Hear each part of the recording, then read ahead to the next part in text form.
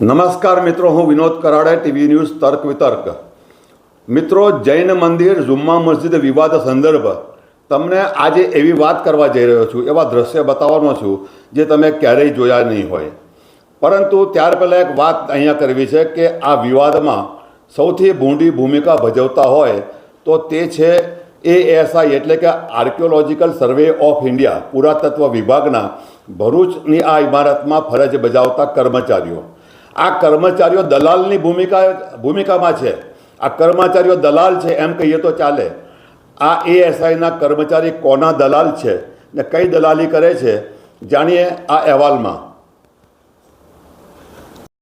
મિત્રો, આ વિડીયો અહેવાલ તમે શરૂઆતથી અંત સુધી જોશો તો જ વાતને સમજી શકશો.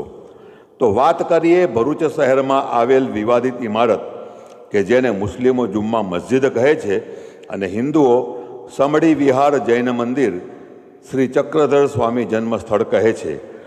આ ઇમારત ASI archaeological survey of India એટલે કે ભારતીય પુરાતત્વ સર્વેક્ષણ વિભાગના તાબા હેઠળ આરક્ષિત છે, જેમાં કોઈપણ વ્યક્તિ કોઈપણ પ્રકારના સામાન્ય કે નાના મોટા ફેરફાર, તોડફોડ કે બાંધકામ કરી શકતું નથી. અને જો તેમ કરે તો તે ગુન્હો છે અને સજાપાત્ર છે. તેમ છતાં ભારતીય કલા સાંસ્કૃતિક વારસો એવી આ ઐતિહાસિક રાષ્ટ્રીય ધરોહર ઇમારતમાં ખૂબ મોટા ફેરફાર થયા છે અને થઈ રહ્યા છે.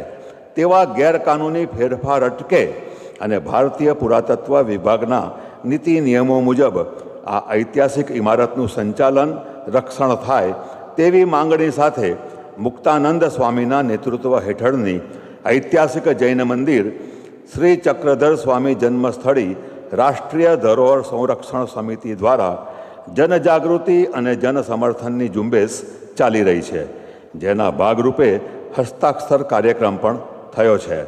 આ હસ્તાક્ષર કાર્યક્રમમાં 60,000 ઉપરાંત હિન્દુઓએ આ સમિતિની માંગને સમર્થન આપી હસ્તાક્ષર કર્યા છે, જેમાં 50 ઉપરાંત મુસ્લિમો દ્વારા પણ સમિતિની માંગ વાતને સમજી જાણી સ્વેચ્છાએ હસ્તાક્ષર કરી તેમનું સમર્થન આપ્યું છે. આ એક ઐતિહાસિક ઘટના કહી શકાય. તો બીજી તરફ આ ઐતિહાસિક સાંસ્કૃતિક વારસો રાષ્ટ્રીય ધરોહરમાં મુસ્લિમોએ કેવા સુધારા બાંધકામ કર્યા તેની વિગત જાણતા પહેલાં આ ઇમારતમાં શું છે તે જાણીએ. આ ઐતિહાસિક ઇમારતનો બહારનો અને અંદરનો દેખાવ નકશીકામ પ્રથમ નજરે જ જૈન મંદિર છે તેમ દેખાય છે. આ ઇમારતમાં અંદરના ભાગે આવેલ સ્તંભો પર થયેલ નકશીકામમાં ભગવાન મહાવીર સ્વામીના માતા ત્રિશલા દેવીને ભગવાન મહાવીર સ્વામીના જન્મ પૂર્વે આવેલ 14 સ્વપ્નના શુભ સંકેત ચિહ્ન દેખાય છે. તેમ થોડા દિવસ પૂર્વે જ આ સ્થળની મુલાકાતે દર્શને આવેલ જૈન મુનિઓએ સ્વીકાર્યું છે. આ જૈન મંદિરમાં આવેલ એક ભોંયરામાં આ સમિતિના કાર્યકરો થોડા દિવસ પૂર્વે જ ઉતરતા તેમણે એ ભોંયરામાં રહેલ અવશેષોના વિડીયો ફોટો લીધા છે, જેમાં પથ્થરની મૂર્તિ પર જૈનોના 24 તીર્થંકરો પૈકીના 19મા તીર્થંકર શ્રી મન્નીનાથની પ્રતિમા અને તેમનું નામ સંસ્કૃત ભાષામાં અંકિત થયેલ છે, જે સ્પષ્ટ દેખાય છે. આ ઉપરાંત આ પથ્થરના અવશેષ પર વિક્રમ સંવત 2013 સંસ્કૃત ભાષામાં અંકિત થયેલ છે. આ ઉપરાંત પણ અન્ય અવશેષો પર પ્રતિમાઓ છે, જેમાં ઉંદરની આકૃતિ સ્પષ્ટ દેખાય છે અને સંસ્કૃત ભાષામાં લખેલ અન્ય વાક્ય પણ અંકિત થયેલ છે. આ ભોંયરામાં રહેલ પથ્થર પરની પ્રતિમા કે જે જૈનોના 19મા તીર્થંકર શ્રી મન્નીનાથની છે, તે પુરવાર કરે છે કે આ ઐતિહાસિક સ્થાન જુમ્મા મસ્જિદ નહીં, જૈન મંદિર છે. કારણ ઇસ્લામમાં મૂર્તિ પૂજા છે જ નહીં, તો આ સ્થાનમાં રહેલ જૈન તીર્થંકરની પ્રતિમા આવી ક્યાંથી? ઇસ્લામમાં તો અરબી ઉર્દુ ભાષાનો ઉપયોગ થાય છે, તો સંસ્કૃત ભાષાના શિલાલેખ ક્યાંથી આવ્યા? એક પથ્થર પર વિક્રમ સંવત અંકિત છે. ઇસ્લામમાં તો વિક્રમ સંવત છે જ નહીં, તેમનું વર્ષ હિજરી સંવત હોય છે. આ ભોંયરામાં રહેલ એક પથ્થર પર ઉંદરની પ્રતિમા અંકિત છે. ઇસ્લામમાં તો ક્યાંય ઉંદરને મહત્ત્વ અપાયું જ નથી. હિન્દુ ધર્મમાં ઉંદરને ભગવાન શ્રી ગણેશનું વાહન માનવામાં આવે છે. આમ પ્રથમ નજરે જ આ સ્થાન જુમ્મા મસ્જિદ નહીં પણ સમડી વિહાર જૈન મંદિર શ્રી ચક્રધર સ્વામી જન્મસ્થળ હોવાનું સ્પષ્ટ જણાય છે. હવે વાત કરીએ ASI archaeological survey of India ભારતીય પુરાતત્વ સર્વેક્ષણ વિભાગની. તો આ વિભાગ હેઠળ કે તાબા હેઠળ ગુજરાતમાં જોઈએ તો રાણીની વાવ, સૂર્ય મંદિર, ચાંપાનેર, પાવાગઢ, ધોળાવીરા વગેરે સહિત અન્ય ઇમારત પણ છે, જેને રાષ્ટ્રીય ધરોહર સાંસ્કૃતિક વારસો કહેવાય છે. તેમાં પુરાતત્વ વિભાગની પરવાનગી સિવાય એક ખીલી પણ મારી શકાતી નથી કે ખીલી લાગેલી હોય તો તેને કાઢી શકાતી પણ નથી. તેના સ્થાને ભરૂચની આ જુમ્મા મસ્જિદ, જૈન મંદિર, શ્રી ચક્રધર સ્વામી જન્મસ્થળમાં અંદર અને બહાર પ્રથમ નજરે જ દેખાય તેવી તોડફોડ, સુધારા વધારા બાંધકામ થયા છે. જેમાં જોઈએ તો નંબર 1, આ ઇમારતની બહારની અને અંદરની બારી, દરવાજા, ભોંયરાના મુખને ચણી દેવાયા છે. આ ચણતર થોડા વર્ષ પૂર્વે જ થયાનું સ્પષ્ટ જણાય છે. ચણી દેવાયેલ આ ભોંયરામાં, રૂમોમાં જૈન ધર્મ અને શ્રી ચક્રધર સ્વામી સંદર્ભના અવશેષો હોવાનું મનાય છે. આ ચણતર કોણે કર્યું, કેમ કર્યું તે પ્રશ્ન છે. નંબર 2, આ સ્થાન ગેજેટમાં દર્શાવ્યા મુજબ વર્ષ 1909થી ભારતીય પુરાતત્વ વિભાગના તાબામાં છે. તે સ્થાનમાં અંદર મૃતદેહોની કબરો ચણાઈ છે. જે કબરો પણ થોડા વર્ષ પહેલાંની જ છે તે સ્પષ્ટ જણાય છે. અને વધુ પુરાવારૂપ જોઈએ તો તે કબરો પર લાગેલી તકતી પર વર્ષ 1945 અને વર્ષ 2010 લખેલ છે. જો આ સ્થાન 1909થી ભારતીય પુરાતત્વ વિભાગના તાબામાં છે તો આ કબરો આવી ક્યાંથી? કોની છે કબર? કોણે ચણી, કેમ ચણી તે પ્રશ્ન છે.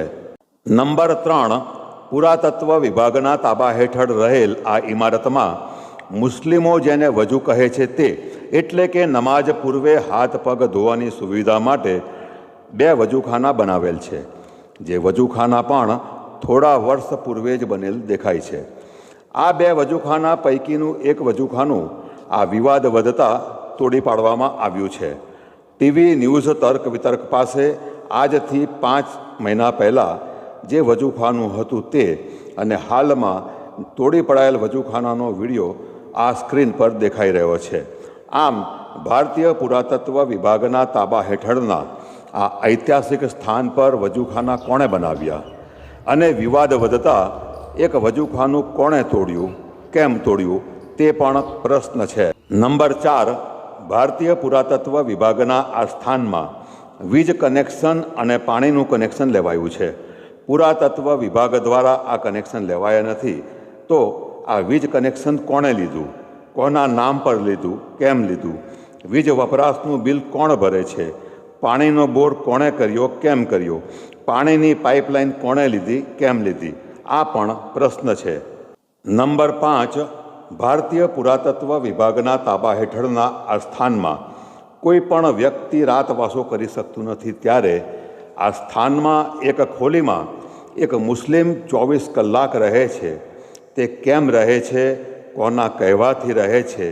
આ પણ પ્રશ્ન છે. હવે વાત કરીએ ભારતીય પુરાતત્વ વિભાગના સરકારી કર્મચારીઓની કે જેઓ આ સ્થાન પર ફરજ બજાવે છે. આ સ્થાન કે જેને મુસ્લિમો જુમ્મા મસ્જિદ કહે છે અને હિન્દુઓ સમડી વિહાર, જૈન મંદિર, શ્રી ચક્રધર સ્વામી જન્મસ્થળ કહે છે, તેને ભારતીય પુરાતત્વ વિભાગના નિયમો અનુસાર સંભાળવા, જતન અને સંરક્ષણ કરવા કાયમી કર્મચારીઓની નિમણૂક થઈ છે. આ કર્મચારીએ સૂર્યોદય પછી આ સ્થાનના દરવાજા મુલાકાતીઓ માટે ખોલવાના હોય છે અને સૂર્યાસ્ત બાદ બંધ કરવાના હોય છે. સાથે જ આ ઇમારત, આ સ્થાનમાં કોઈ વ્યક્તિ નુકસાન ના કરે, સુધારા વધારા ના કરે, તોડફોડ ના કરે કે બાંધકામ ન કરે અને સ્થાન યથાવત રહે તે જોવાની તેની ફરજ હોય છે. આ સ્થાનની ચાવી પણ તે પુરાતત્વ વિભાગના કર્મચારી પાસે જ રહે છે. તે ચાવી કોઈ અન્ય વ્યક્તિને આપી શકાતી નથી. પણ અહીં તો પુરાતત્વ વિભાગના કર્મચારીએ ભારતીય પુરાતત્વ વિભાગના નીતિ નિયમોને જમીનમાં દફનાવી દીધા હોય તેમ થઈ રહ્યું છે. જે મુજબ આ સ્થાનમાં 24 કલાક રહેતા એક મુસ્લિમને એક ચાવી એક્સ્ટ્રા આપવામાં આવી છે. આ ચાવી કોના કહેવાથી આપવામાં આવી, કેમ આપવામાં આવી તે એક પ્રશ્ન છે. પુરાતત્વ વિભાગના તાબા હેઠળના આ ઐતિહાસિક સ્થાનમાં મોટા પાયે તોડફોડ સુધારા વધારા થયા છે, છતાં આવું ગેરકાનૂની કૃત્યુ કરનારને ફરજ પરના કર્મચારીએ રોક્યા નથી, ટોક્યા નથી અને ગેરકાનૂની બાંધકામ તોડફોડ થયા છતાં તે અંગેનો રિપોર્ટ ઉપલા અધિકારીને કર્યો નથી. સાથે જ આ સ્થળે વિઝિટ કરનાર ભારતીય પુરાતત્વ વિભાગના અધિકારીએ પણ કોઈ કાર્યવાહી કરી નથી, જે દર્શાવે છે કે ભારતીય પુરાતત્વ સર્વેક્ષણ વિભાગ ASIના કર્મચારીઓ તેમના અંગત સ્વાર્થ હિત માટે મૌન રહી ગેરકાયદે કૃત્ય કરનાર મુસ્લિમોના દલાલ બની રહ્યા છે. આવા દલાલ કર્મચારીઓ ગુનેગાર છે જ, તેમની વિરુદ્ધ પણ કાર્યવાહી થવી જ જોઈએ. વિનોદ કરાડે, TV ન્યૂઝ, તર્ક વિતર્ક.